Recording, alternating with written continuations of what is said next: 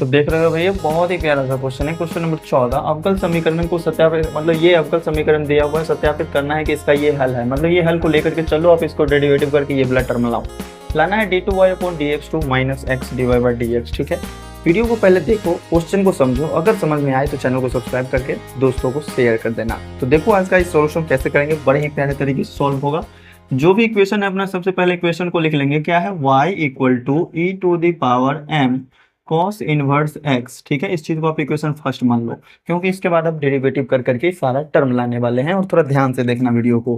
क्या करेंगे? x के रिस्पेक्ट में डेरिवेटिव। अगर x के रिस्पेक्ट में डेरिवेटिव करेंगे तो होगा क्या? y का डेरिवेटिव हो जाएगा dy/dx और equal to e⁻m cos inverse x का डेरिवेटिव e⁻m।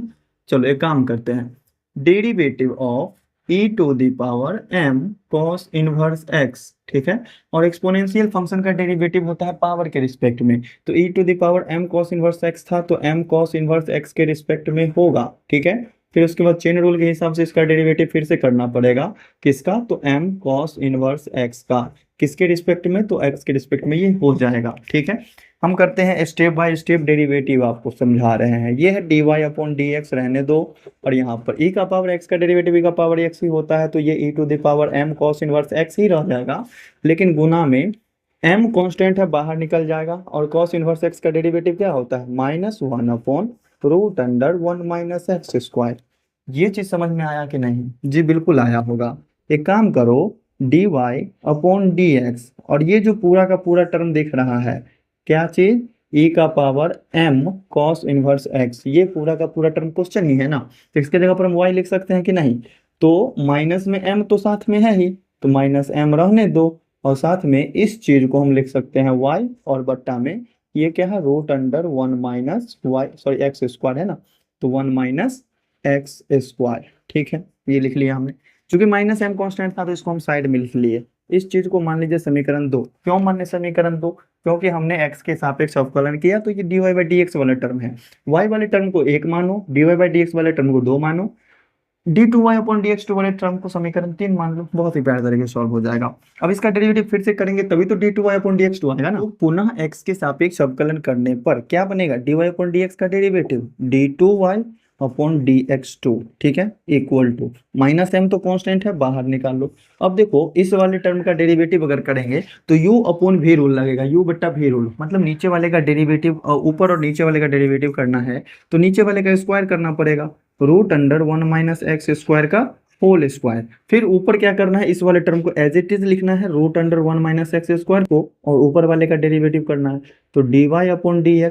फिर माइनस दे करके ऊपर वाले को गुना में रखना है और डेरिवेटिव करना है रूट वाले टर्म का। तो √x का डेरिवेटिव क्या होता है? अगर देख लीजिए, डेरिवेटिव ऑफ √1 - x² है विथ रिस्पेक्ट टू x, तो ये चीज हमको पता है कि डेरिवेटिव ऑफ √1 - x² का डेरिवेटिव किसके रिस्पेक्ट में निकलेगा? 1 - x² के रिस्पेक्ट में। और फिर उसके बाद 1 - x² का डेरिवेटिव निकलेगा x के रिस्पेक्ट में। ठीक है, तो √x का डेरिवेटिव क्या होता है? √x का मतलब x का पावर 1/2। तो इसमें हम क्या करते हैं? x के पावर को गुना में लिखते हैं और x का पावर 1/2 में से 1 घटाएंगे। पावर 1 घटाया ही ना जाता है डेरिवेटिव में। अगर 1 घटाएंगे तो माइनस में 1/2 मिलेगा, मतलब वो चीज नीचे जाने के बाद प्लस में, मतलब 1/2√x आने वाला है। ठीक है, ओवरऑल डेरिवेटिव समझ जाओ। तो इस √x कहाँ गया? √x का डेरिवेटिव 1/2√x होता है, तो इसका डेरिवेटिव हो जाएगा 1/2√1 - x²। लेकिन साथ में 1 - x² का भी तो डेरिवेटिव करना पड़ेगा ना, तो ये क्या आ जाएगा? -2x। ठीक है, ब्रैकेट बंद।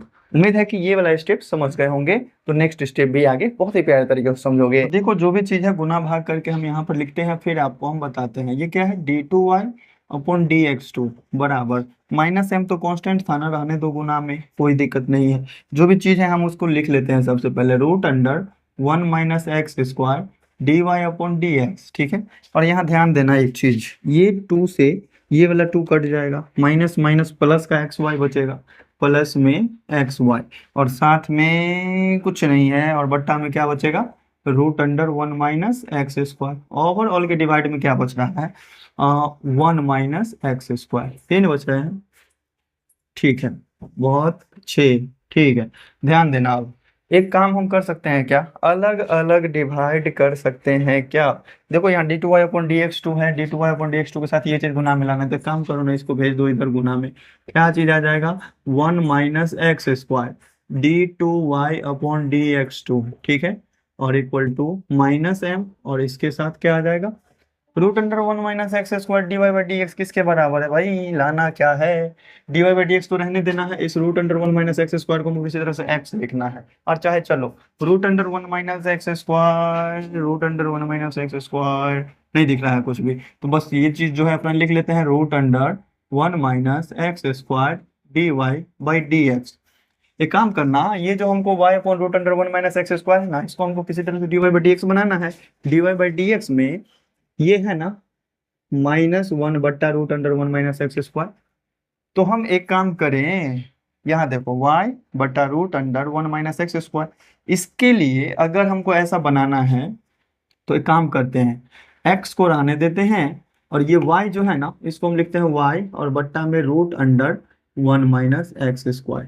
ऐसा कर दिए तो कोई दिक्कत है क्या, x को हम अलग लिखे हैं, y बट्टा में √1 - x² है, तो यहाँ ध्यान देना ना, y बट्टा में √1 - x² का वैल्यू निकालेंगे तो ये -m चल जाएगा भाग में, मतलब -1/m हो जाएगा इधर।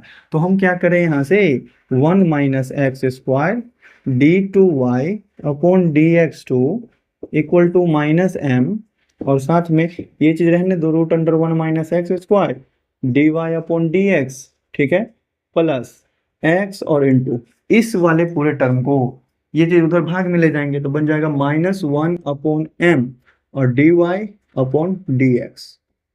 ये चीज हमने कहाँ से लिखा, दिख रहा है क्या, जी बिल्कुल दिख रहा। तो ये चीज हमने लिखा कहाँ से, समीकरण 2 से, समीकरण 2 से, ठीक है। चलो अब अपने पास क्या आएगा, -1/m dy/dx। अच्छा चलो, बहुत ही अच्छा सा आंसर आया अपना, x dy, m² y लाना है, m²y, तो √1 - x² dy/dx। एक काम करो, यहां से अगर हम √1 - x² को इधर लाते हैं तो ये गुना में आ जाएगा dy/dx, पूरा का पूरा ये टर्म बनेगा, तो इधर बचेगा क्या, -my बचेगा ना। तो एक काम करो, यहाँ रहने देते हैं 1 - x² d2y upon dx2 equal to -m और इंटू इस चीज को भी हम कुछ लिख सकते हैं, कैसे लिखेंगे तो ध्यान देना। यहाँ देखो ये चीज है ना, अगर हम इस रूट वाले टर्म को इधर ले आते हैं तो क्या बन जाएगा, √1 - x² और साथ में dy अपॉन dx, और इक्वल टू बचेगा क्या, -m और y बचेगा, बचेगा कि नहीं बचेगा, ठीक है।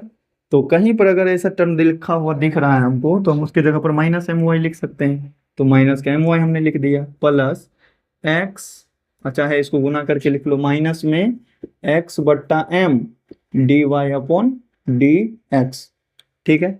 ये चीज हमने लिख लिया, अब गुना कर लो ना, बस सिंपल सा आंसर अपना मैच कर जाएगा। देखो 1 - x² d2y upon dx2 equal to minus minus गुना करेंगे तो प्लस का m² y हो जाएगा, माइनस माइनस गुना होगा तो प्लस का m से m कट जाएगा, x dy अपॉन dx बचेगा। देखो जो भी चीज लाना है इधर माइनस में ना लाना है तो ले आओ, क्या बन जाएगा, 1 - x² d2y अपॉन dx2, ये जो m² है पहले x dy/dx को लाओ, माइनस में x dy अपॉन dx, और फिर माइनस में m² लाना है तो इधर ले आओ, माइनस में m² y और इक्वल टू 0। यही चीज प्रूव करके लाना था ना, बहुत ही प्यारे तरीके से हुआ ना प्रूव। उम्मीद करते हैं प्यारे भाई बहुत ही बड़े प्यारे तरीके से समझ गए होंगे, स्क्रीनशॉट लेकर के नोट करो, बढ़ते हैं इसके आगे। अगर क्वेश्चन सब समझ में आ रहा है बड़े प्यारे तरीके से, लिखा हुआ भी समझ में आ रहा है बड़े प्यारे तरीके से, तो चैनल को सब्सक्राइब क्यों नहीं करते हो, चैनल को सब्सक्राइब करो। सोचो कि अगर आप भी यूट्यूबर होते तो आप भी क्या चाहते कि लोग अगर आपके वीडियो से कुछ फायदा लेते हैं, तो सब्सक्राइब करना तो बनता है, तो आप लोग भी सब्सक्राइब करो। चलो बढ़ते हैं अपने नेक्स्ट क्वेश्चन। देखो आप बहुत ही प्यारे तरीके से इस क्वेश्चन नंबर 15 को भी सॉल्व करते हैं, बहुत ही इजी वे में समझेंगे, लास्ट क्वेश्चन है इस एक्सरसाइज का, और सॉल्व करके खत्म करते हैं इस वीडियो में। देखो इस क्वेश्चन में अपने पास हल दिया हुआ है, बहुत ही लंबा तगड़ा सा है, देखने में बहुत ही भारी लग रहा होगा और बहुत सारे स्टूडेंट से बना भी नहीं होगा। तो देखो इसको बनाएंगे कैसे, बहुत ही प्यारा सा क्वेश्चन है। सॉल्यूशन लिखो आप सबसे पहले, और जो भी अपने पास हल दिया हुआ है ना वो लिख लेते हैं। y equal to c1 a to the power ax, और इनटू में है cos bx, फिर plus c two E to the power A x और इनटू में है साइन बी एक्स। इस चीज को हम क्या करें, इक्वेशन फर्स्ट मान लेते हैं। अब इसके बाद एक्स के सापेक्ष अवकलन करेंगे तो भी तो कहीं ना कहीं d Y by D x आएगा। अगर फिर से दोबारा करेंगे डेरिवेटिव तो d two Y upon D x two आएगा। तो वही चीज करते हैं हम एक्स के सापेक्ष अवकलन। तो देखो y का डेरिवेटिव x के रिस्पेक्ट में क्या बन जाएगा, d Y upon D x और फिर इक्वल टू c1 क्या है, कांस्टेंट है, गुना में रहेंगे c1 और ये e to the power ax और इनटू cos bx तो फंक्शन है गुना में। अगर डेरिवेटिव करना है तो u इंटू भी रूल लगेगा और u इंटू भी रूल लगाने के लिए एक बार हम e to the power ax को गुना में रखते हैं। e to the power ax को हमने गुना में रखा, cos bx का डेरिवेटिव क्या बनेगा, cos का डेरिवेटिव माइनस साइन होता है तो ये बन जाएगा माइनस साइन बी एक्स, लेकिन x का गुणांक b है तो b से गुना होगा, minus b sine B x यही बनेगा। फिर प्लस 2 cos bx को गुना में रखते हैं cos bx को, तो इसका derivative e to the power ax का डेरिवेटिव क्या बन जाएगा, a e to the power ax। चलिए ये वाले टर्म का डेरिवेटिव हो चुका। फिर प्लस, अब चलते हैं यहाँ c2 कांस्टेंट है, बाहर निकल जाएगा गुना में, डेरिवेटिव होगा e to the power ax into sine bx का। एक बार e to the power ax को गुना में रखो, e to the power ax को गुना में रखा, साइन bx का डेरिवेटिव क्या हो जाएगा, cos bx, लेकिन b गुना में आ जाएगा, b cos bx हो जाएगा। फिर प्लस हम साइन bx को रखते हैं गुना में, चलो हम साइन bx को रख लिए गुना में, e to the power ax का डेरिवेटिव क्या होगा, a e to the power ax। चलिए बड़ा लंबा सा डेरिवेटिव निकला, दोनों में u इंटू भी रूल लगेगा, दोनों ही अलग अलग फंक्शन है। एक काम करो ना, d Y upon D x हम लिख लेते हैं और इक्वल टू सॉल्व करके थोड़ा सा लिख लो, क्या बनेगा c1 और into E to the power A X, minus से गुना कर लो, minus B E A to the power X और sorry E to the power A x और साथ में हम साइन बी एक्स इधर लिख लेते हैं, ठीक है। फिर प्लस यहाँ से हम लिख लेते हैं A E to the power A X, A E to the power A x और साथ में कॉस बी एक्स, ये हमने लिख लिया। फिर प्लस c2 और इनटू में इस दोनों को गुना करेंगे तो b पहले आ जाएगा और e to the power ax और इनटू कॉस bx होगा कि नहीं, बिल्कुल नीचे ऊपर हो रहा है ना। फिर प्लस यहाँ से a e to the power ax को हम पहले लिख लेते हैं और इनटू साइन bx को बाद में लिख लेते हैं। तो ध्यान देना, ऐसा कुछ कॉमन आ रहा है क्या जिससे हमें ये चीज आ जाए A square plus B square into Y आ जाए, तो नहीं आ रहा है कॉमन। तो एक काम करो, c1 से गुना कर लो, इधर c2 से गुना कर लो, तब कॉमन आ जाएगा। तो देखिए क्या होता है, यहाँ है अपने पास D Y upon D X, ये तो पक्का है कि क्वेश्चन लंबा जाएगा क्योंकि D Y by D X वाला ही टर्म इतना लंबा हो रहा है। तो दोबारा डेरिवेटिव करेंगे तो यहाँ पर भी यू इंटू भी लगेगा, यहाँ पर भी, यहाँ पर भी, यहाँ पर भी, मतलब दो फंक्शन को यू इंटू भी लगाने में इतना लंबा हो गया, 4 फंक्शन है तो कितना लंबा होगा। चलो हम गुना कर लेते हैं, तो माइनस का ये हो जाएगा b c one E to the power A x और इंटू साइन बी एक्स, ठीक है, समझना ध्यान से। और c1 से इसमें गुना होगा तो प्लस का A C one E to the power A x और कॉस बी एक्स, ठीक है। फिर प्लस c2 से गुना होगा B C two E to the power A x और इंटू कॉस बी एक्स। फिर प्लस का plus A C two E to the power A x और इंटू साइन बी एक्स। तो ध्यान देना किस किस में a है और किस किस में b है। तो b वाला टर्म ये रहा और ये रहा, इस दोनों में से हम b कॉमन ले सकते हैं क्या? अगर हम b कॉमन लेंगे ना कहीं क्वेश्चन के जैसा चीज आ जाएगा हमारे पास। तो देखो क्यों आएगा क्वेश्चन के जैसा, क्योंकि अगर हमने इसका डेरिवेटिव किया है तो cos bx का डेरिवेटिव करते वक्त खाली b गुना में आया, sin bx का डेरिवेटिव करते वक्त खाली b गुना में आया, ठीक है। हाँ, अगर हम इस e to the power ax का डेरिवेटिव किए हैं तो a गुना में आया, इस e to the power ax का डेरिवेटिव किए हैं तो a गुना आया। तो a वाला जो भी टर्म है उसमें से a वाला कॉमन ले लो, b वाला जो भी टर्म है उसमें से b वाला कॉमन ले लो। तो हम क्या करते हैं, dy अपॉन dx, ये अपने पास क्या है, ये b वाला टर्म है और ये क्या है, a वाला टर्म है, ठीक है, जिसके अंदर हमने नीचे घुमा करके लिखा उसमें से a है, a यहाँ भी, a यहाँ भी और यहाँ यहाँ क्या है, b है। तो हम a वाला में से क्या करें, a कॉमन ले ले, ये है a वाला, है ना, a वाला। तो इस दोनों में से अगर हम a कॉमन लेंगे तो ये दोनों है प्लस में, क्वेश्चन भी है अपने पास प्लस में, तो वो काम करो ना, a कॉमन ले लो तो क्या बच रहा है यहाँ से, c1 e to the power x और into sorry e to the power ax है, e to the power ax और इंटू कॉस bx और प्लस यहाँ से क्या बच जाएगा, प्लस c2 और e to the power ax और इंटू साइन bx, है ना, इतना ही चीज ना है। एक जगह लिख लिया हम कॉमन लेकर के। इस दोनों में से प्लस का बी कॉमन ले लें, प्लस का बी कॉमन ले ले, थोड़ा माइनस का बी कॉमन ले लो, तो ये पहले लिखा जाएगा, ये बाद में लिखा जाएगा। वो काम करो ना, काहे ला अपना टेंशन लेगा आदमी।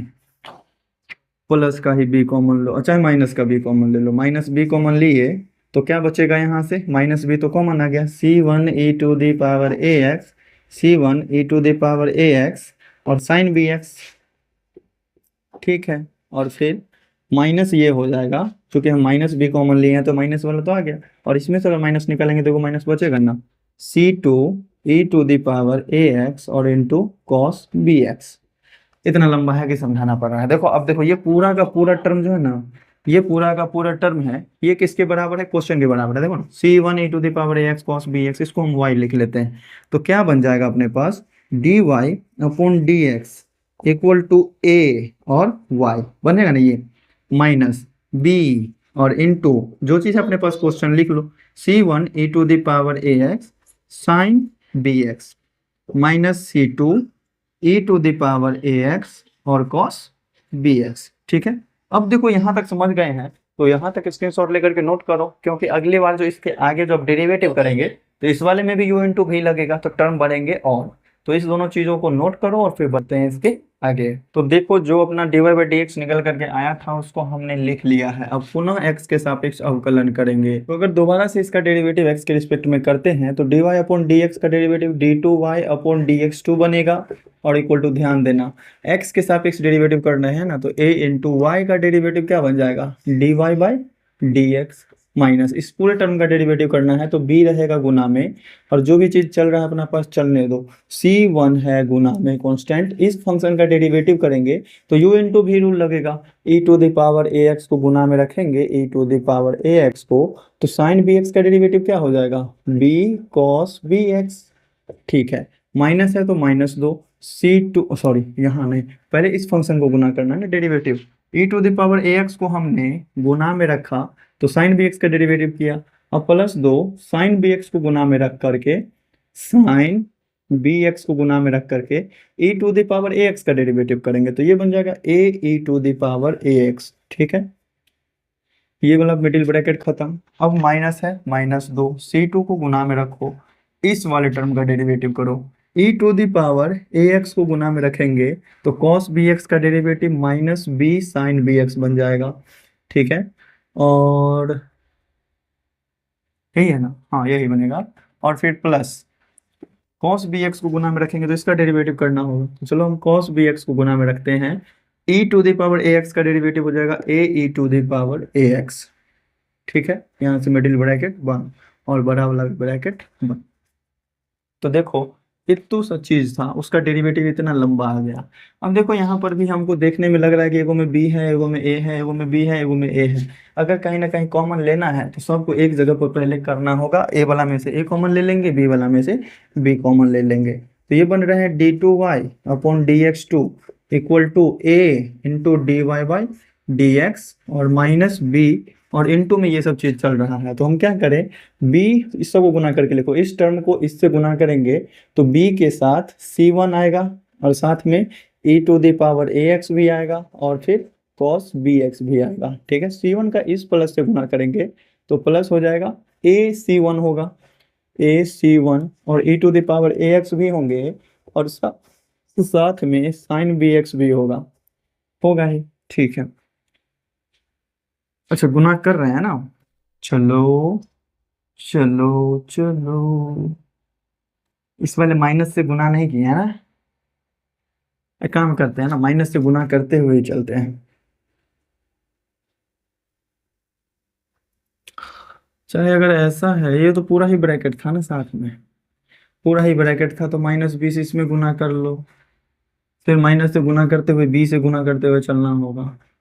एक काम करे क्या, ब्रैकेट के अंदर वाले को पहले सॉल्व कर लेता है, माइनस बी के साथ ब्रैकेट के अंदर वाले को, इसको हमने सॉल्व कर लिया, फिर अब देखो माइनस में देते हैं, ठीक है। माइनस c2 से इसका गुना होगा तो माइनस माइनस का क्या हो जाएगा, प्लस bc2, यही ना होगा, bc2 e⁻⁴ और साइन bx, यही होगा। इस माइनस से प्लस का गुना होगा तो ये बन जाएगा माइनस, c2 से a में गुना होगा ac2 और जो भी बच गया अपना e to the power ax और इनटू में cos bx। थोड़ा सा मिसअंडरस्टैंडिंग हो जाता है देख करके। अब सबको हमने एक जगह कर लिया है तो हम b से गुना कर लेते हैं माइनस के b से। तो यहाँ से क्या बन जाएगा ये d2y upon dx2 equal to a into dy upon dx। अगर हम माइनस b से गुना करते हैं तो ये बन जाएगा माइनस का b square c1 e to the power ax cos bx। ठीक है, माइनस से इसमें गुना होगा माइनस b से तो माइनस का ए बी बन जाएगा और साथ में c1 e to the power ax और साथ में साइन bx बन गया।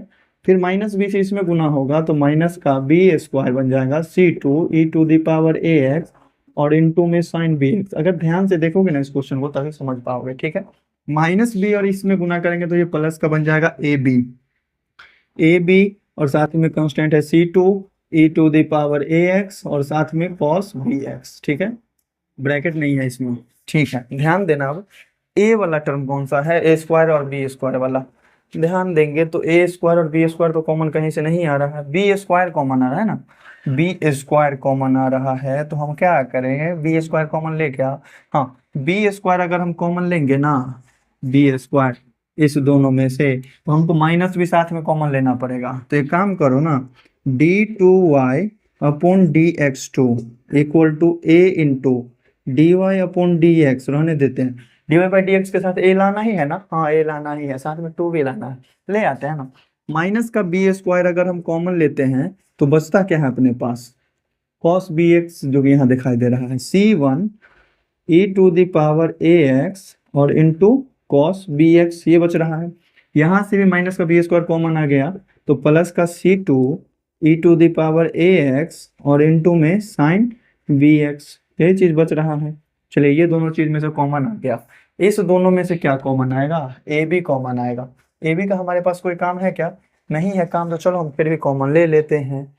c1 यहाँ से अगर हम कॉमन लेते हैं तो c1 e to the power x sine bx आ जाएगा, c1 e to the power x sine bx। अच्छा चलो ये चीज हो जाएगा हमारे पास। इस दोनों में से हम माइनस का ए बी कॉमन ले लेते हैं, तो माइनस का अगर ए बी कॉमन लेंगे तो ये बच जाएगा c1 e to the power ax sine bx, यही ना।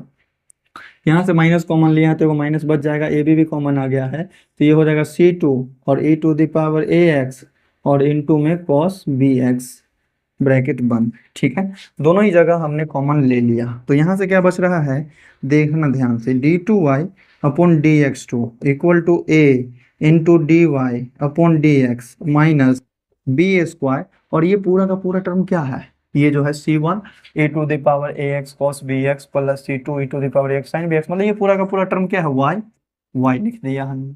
ठीक है, लाना है क्या कहीं पर, नहीं लाना है, A square plus B square Y लाना है। ठीक, माइनस माइनस का ए बी, ठीक है, और इनटू में इस पूरे टर्म को भी हम कुछ कुछ लिखेंगे। ध्यान देना, समीकरण 2 जो हम dy बाई dx लाए थे उसमें क्या था, c1 e to the power ax sin bx minus c2 e to the power ax cos bx। अच्छा नहीं दिखाई दे रहा, ये पूरा का पूरा टर्म देखो, c1 e to the power ax sin bx minus c2 e to the power ax cos bx आ गया ना। इस पूरे टर्म को हम क्या लिखेंगे, इतना को माइनस बट्टा में ले जा सकते हैं क्या, चाहे इस ए वाई को क्या करो इधर माइनस में ले जाओ, यही ना होगा। इसको समीकरण 2 माने। अगर हम इसी टर्म को थोड़ा सा सॉल्व करते हैं, अगर हम सिर्फ इतने का वैल्यू निकालना चाहते हैं तो ये ए वाई क्या हो जाएगा, माइनस में चल जाएगा, डी वाई बट्टा डी एक्स और माइनस में ए वाई चल जाएगा, और ये जो माइनस बी है गुना में, ये बट्टा में माइनस बी चल जाएगा। इतना वैल्यू निकलेगा कि नहीं, इसका निकलेगा।